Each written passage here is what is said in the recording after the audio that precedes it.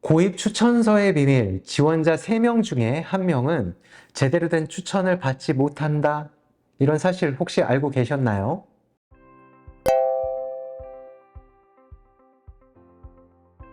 반갑습니다. 입시전략연구소 머스트 특목입시센터를 맡고 있는 이정선입니다. 자, 오늘은요, 올해 상상고 입시 전망과 상상고에서 요구하는 서류 중에 추천서에 대한 이야기를 들려드리려고 합니다. 자, 먼저 자료를 보시면요.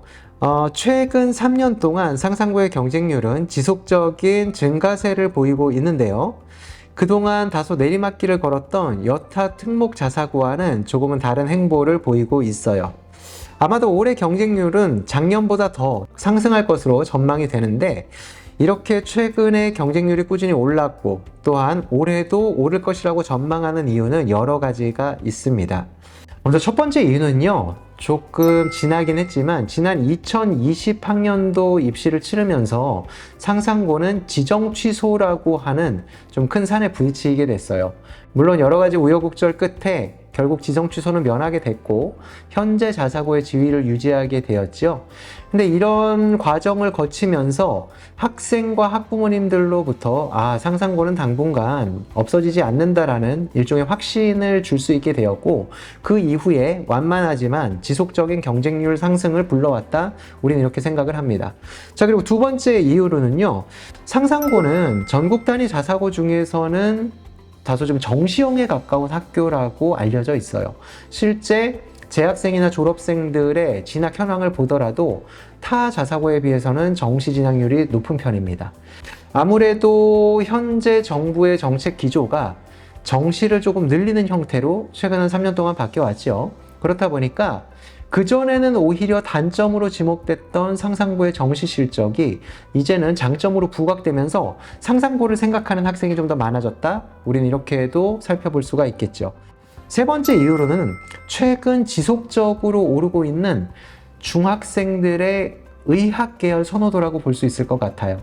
누가 뭐라고 해도 상상고는 전국에 있는 모든 고등학교 가운데서 의대를 가장 많이 보내는 학교로 알려져 있죠. 그렇다 보니까 의대를 생각하는 학생들이 자연스럽게 상상고를 본인의 워시리스트라고 할까요? 고등학교에 올릴 수밖에 없는 상황이었고, 이러한 현실이 반영돼서 타 학교들이 경쟁률이 올라갔다 내려갔다 혹은 지속적으로 떨어지는 상황에서도 꾸준하게 상승을 견인했다고 볼 수 있을 것 같습니다. 여기에 추가로 새 정부 출범과 더불어서 고등학교의 자율성이 강화되었다는 점, 그리고 올해 중3 아이들이 황금돼지 해라서 전체적인 학령 인구가 증가했다는 점에서 올해는 예년에 비해서 경쟁률이 올라갈 가능성이 높아졌다, 이렇게 예측할 수가 있죠.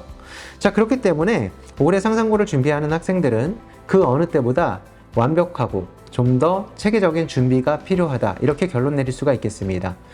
자, 저희 입시전략연구소 머스트에서는요, 상상고를 준비하는 학생들을 위한 기본적인 입시 특강은 물론이고 창의 융합 면접, 그리고 독서 인성 면접까지도 준비할 수 있는 프로그램으로 여러분과 함께하고 있습니다. 혹시 필요하신 우리 중학생 친구들이 있다면 어렵게 생각 마시고 저희 쪽으로 연락 주시면 여러분의 합격에 반드시 큰 도움을 드리도록 하겠습니다. 자, 그럼 이제 본론으로 들어가서 상상고 추천서에 대해서 이야기를 한번 해보려고 합니다. 벌써 한참 전부터 대부분의 특목 자사고는 추천서를 폐지했지요. 자, 그럼에도 불구하고 상상고는 현재까지 교사 추천서를 요구하는 조금은 좀 특이한, 희귀한 학교라고 볼 수 있을 것 같아요. 물론 제가 재작년의 경우에는 추천서에 대한 이야기를 별도로 강조해서 하질 않았습니다. 자, 그랬던 이유는 아무래도 추천서라는 서류 자체가 제출해야 되는 3가지 서류 중에서, 다시 말해서 학교생활기록부, 자기소개서, 교사추천서, 이 셋 중에서는 후순위에 해당하는 중요도가 덜한 서류이기 때문이기도 했고요. 지난 3년 전 혹은 4년 전까지 가게 되면 경쟁률 자체가 그렇게 높지 않았기 때문에 추천서의 중요성이 대두되지 않았기 때문이다, 이렇게 말씀드릴 수가 있어요. 하지만 앞서서 분석한 대로 올해는 그 어느 때보다 좀 높은 경쟁률이 예상이 되고요. 그렇다는 건 과거에는 순위가 후순위였다 하더라도 올해는 어쩌면 추천서가 잘 갖춰져 있냐 그렇지 못하냐에 따라서 당락에 적지 않은 영향을 미칠 수도 있겠다, 이렇게 생각을 할 수 있다는 거죠. 자, 그런데 문제는요, 그동안 입시를 경험해 본 결과 대부분의 학생들이 추천서의 중요성은 말할 것도 없고 아예 추천서의 존재 자체를 모르는 학생들도 많다는 거예요.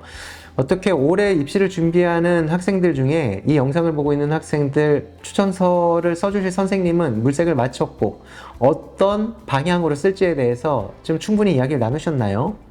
아직 그 부분에 대해서 미처 생각을 못했다면 더 늦기 전에 이 영상을 통해서 어떤 선생님께 어떤 맥락으로 부탁을 할지에 대한 답을 얻어가시기를 바랍니다.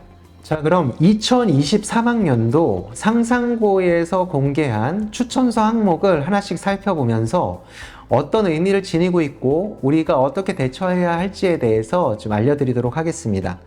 먼저 앞쪽에 있는 거는 어떤 선생님이 평가를 하겠다라는 내용인데 여기 조금 재밌는 항목이 있어요. 다른 학생들과 비교해서 평가를 해달라. 그런데 보시는 것처럼 지금까지 내가, 그러니까 선생님이 지도한 중학교 3학년 학생 전체와 비교했을 때 이 학생은 이렇습니다 라고 이야기할 수도 있고요. 또 다른 관점에서는 현재 이 학생이 다니고 있는, 내가 재직 중인 중학교 3학년 학생 전체를 놓고 봤을 때 이렇습니다 라고 답할 수도 있다는 거예요. 아무래도 전자 쪽을 비교 대상으로 했을 때 학생이 비교 우위에 설 수 있다는 것, 이거는 이해하셨나요? 물론 이 부분까지 선생님께 전자를, 후자를 대상으로 비교해 주세요 라고 부탁드리는 거는 좀 바람직하지 않을 수도 있어요. 하지만 이 부분에 대해서도 함께 선생님과 허심탄회하게 이야기를 할 수 있다면, 공감대를 형성한 후에 작성된다면 좀 더 내 의도에 맞고 학교에 가까운 추천서가 작성될 수 있겠죠. 이제 구체적으로 항목들을 한번 살펴보겠습니다. 크게 챕터가 3개로 나뉘어져 있는데 첫 번째는 학교 생활 태도적인 측면이에요. 먼저 내용들을 살피기 전에 모든 항목에 해당되는 부분인데 평가가 어떤 식으로 이루어지는지를 한번 살펴볼게요. 평가 불가라는 항목이 있고 매우 부진, 부진, 보통, 그리고 우수, 매우 우수, 탁월 이렇게 구분이 되어 있는데 우수부터 매우 탁월까지는 정량적 지표로 활용하고 있죠. 상위 5에서 10% 이내입니다. 우수. 상위 1에서 5% 이내인 것 같아요. 이 학생은 매우 우수.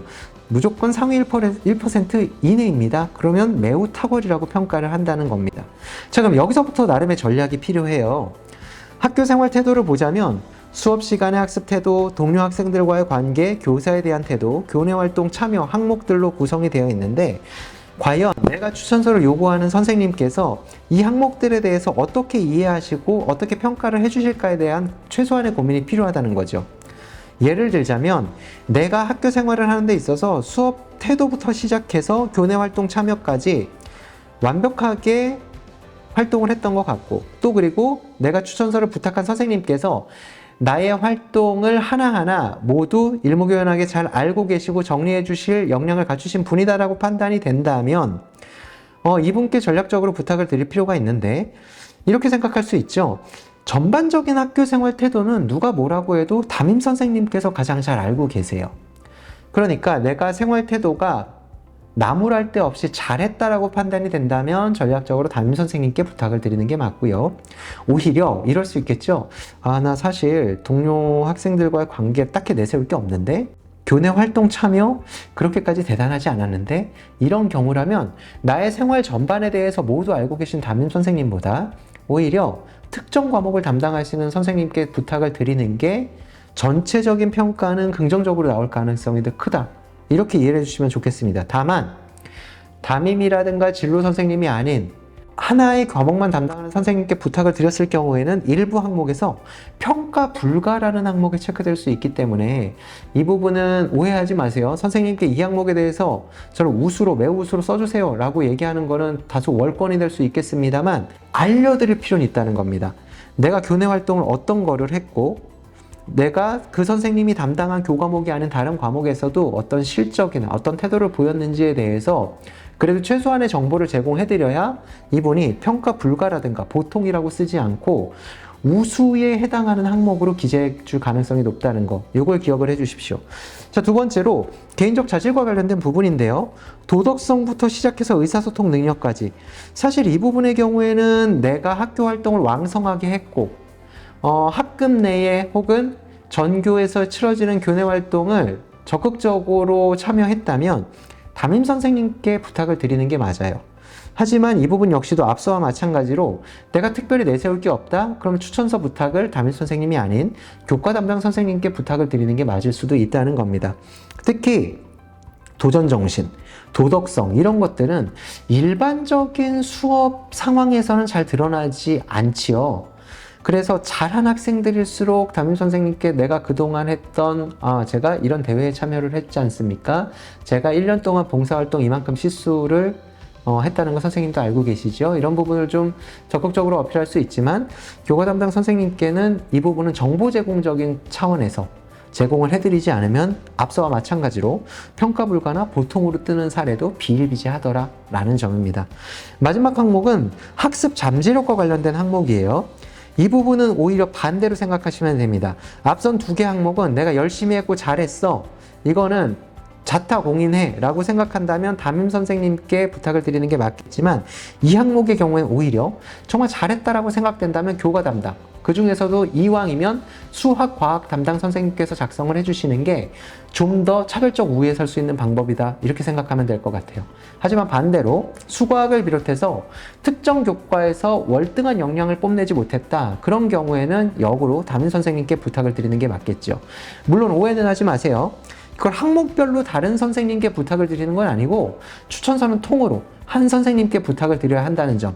하지만 내가 어떤 장단점을 갖고 있느냐에 따라서 담임 선생님께 부탁을 드리지, 그것도 또 담임도 1, 2학년 때 담임 선생님께 부탁을 드리는 게 맞을지 혹은 현재 3학년 담임 선생님께 부탁을 드리는 게 맞을지에 대해서 충분히 저울질을 해서 판단할 필요가 있다는 거. 그리고 전반적인 활동의 폭이 좁았거나 특정 과목에 국한된 학습을 한 학생이라면 담임 선생님보다는 나의 전략 교과를 담당했던 선생님께 부탁을 드리는 게 훨씬 더 결과적으로 나은 추천서가 나올 가능성이 높다는 거. 이 부분을 좀 명심해 주셨으면 합니다. 자, 그리고 마지막으로 종합평가 항목이에요. 굉장히 좀 재밌는 항목이라고 볼 수 있겠는데, 그래서 결과적으로 나는 이 지원자에 대해서 첫 번째 적극적으로 추천합니다. 두 번째 추천합니다. 세 번째 추천하지 않습니다. 라는 항목을 선생님이 선택하실 수 있다는 거예요. 많은 학생들이 이렇게 생각을 할 거예요. 그래도 설마 선생님께서 나를 추천하지 않습니다. 이렇게 체크하지는 않겠지? 라고 생각을 한다는 거죠. 근데 이제 놀라지 마세요. 제가 그동안 만나본 많은 고등학교 입학 담당관분들, 과학 영재학교부터 시작해서 특목자사고, 외고, 국제고, 과학고를 모두 포함했을 때 많은 학교 선생님들이 이렇게 답을 하시더라고요. 실제로 본인이 받은 추천서 중에서 추천하지 않습니다 라고 기록돼서 오는 학생들이 매년 10% 안팎 정도는 된다. 그리고 적극적으로 추천합니다가 아닌 추천합니다 또는 추천하지 않습니다를 합하게 되면은 평균적으로 볼 때 서너 명 중에 한 명은 이쪽에 체크가 돼서 온다라는 이야기예요. 조금 놀랍지 않나요? 선생님이 어떻게 나한테 이럴 수 있어? 물론 학생 입장에서는 좀 배신감이 느껴지는 이야기일 수 있어요. 하지만 여기에는 크게 두 가지 이유가 있습니다. 첫 번째 이유는 뭐냐면요, 우리 학교에서 몇 명 정도가 나와 같은 학교에 지원하는지를 살펴보라는 거예요. 학교에 따라 다소 편차는 있습니다만 소위 그 지역 내에서 잘 나가는 중학교, 막 해마다 특목자사고를 두 자릿수로 보내는 학교들이 있어요. 이런 학교의 경우에는 상상고에 올해 나 말고도 지원하는 학생이 2명 더 있네, 이런 케이스들이 있다는 겁니다. 물론 추천서를 써주시는 선생님이 다를 수 있겠습니다만 그래도 그 학교에서 몇 명 정도가 지원하는지는 대충 추천서를 쓸 정도의 선생님들이라면 알고 계세요. 그런데 A, B, C 세 친구가 있는데 세 학생에 대해서 우리 학교에서 모두 다 적극적으로 추천합니다, 적극적으로 추천합니다, 이 아이도 적극적으로 추천합니다 라고 썼을 때는 상급 고등학교, 상상고가 되겠죠. 그 학교 선생님들로 하여금 신뢰를 받지 못한다는 거예요. 이 학교에서는 그냥 지원하는 아이들은 모두 다 그냥 다 추천을 해주신다라고 써주시는구나, 이렇게 받아들여질 가능성이 높다는 거죠. 장사 한두 해 할 것도 아니고 입시를 올해만 치르고 내년부터 상상고 안 보낼 거 아니거든요. 그런데 한 해 그렇게 눈 딱 감고 모든 아이에 대해서 똑같이 적극적으로 추천을 해버리면 그 이듬해 후배들이 간접적으로 피해를 볼 수 있다는 거. 이게 첫 번째 현실적인 이유입니다. 자, 그리고 두 번째는요, 선생님들 입장에서는 그동안 많은 선배들을 영재학교부터 시작해서 과학고, 상상고 같은 추천서를 요구하는 학교들에 보냈다는 거죠. 근데 본인의 교사의 경험을 통틀어서 생각했을 때 정말 이 학생은 이 학교에 잘 어울리지 않는다고 평가할 수 있다는 거예요. 교사의 경험과 교사의 양심을 걸고 판단했을 때 이 아이는 솔직히 적극적으로 추천할 정도의 인재는 아니다. 혹은 학교와의 궁합이 맞지 않는다라고 판단을 하셔서 다소 냉정하게 평가를 할 수도 있다는 겁니다. 이게 뭐 학생에 대해서 억하심정이 있어서가 아니라 학생의 장래를 생각했을 때 이 학생은 성향이 이 학교보다는 다른 학교, 그게 다른 자사고가 됐든 일반고가 됐든 이런 곳이 어울린다고 평가할 가능성도 있다는 거예요. 자, 그렇기 때문에 이런 우려를 불식시키기 위해서는 선생님한테 선생님 저 아시죠? 추천서 좀 부탁드립니다 라고 끝낼 게 아니라 내가 이 학교에 대해서 언제부터 얼만큼 관심을 갖고 있었는지, 그리고 내가 이 학교에 진학해서는 어떤 활동과 어떤 학습 계획을 갖고 있는지 그 청사진을 보여드려야 선생님께서도 안심하시고 이 학생은 그 학교에 진학하게 되면요 학교 생활 정말 잘할 학생이에요, 저는 적극적으로 추천합니다, 도장 꽝 할 수 있다는 겁니다. 무슨 뜻인지 이해하셨죠?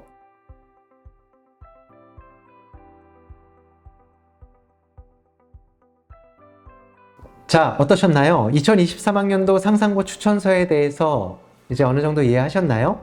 아무래도 공개 영상이라는 한계 때문에 하나하나 세부적인 부분을 말씀드리지 못한 부분도 있습니다만 오늘 영상을 토대로 추천서를 준비하신다면 적어도 추천서 때문에 불이익을 겪는 그런 상황은 확실히 좀 줄어들 거라고 생각을 합니다. 자, 2023학년도 상상고 입시를 준비하는 우리 중3 학생 여러분들 모두 좋은 결과가 있길 바라겠고요. 저는 다음에 또 다른 좋은 영상으로 여러분들 찾아뵙도록 하겠습니다. 고맙습니다.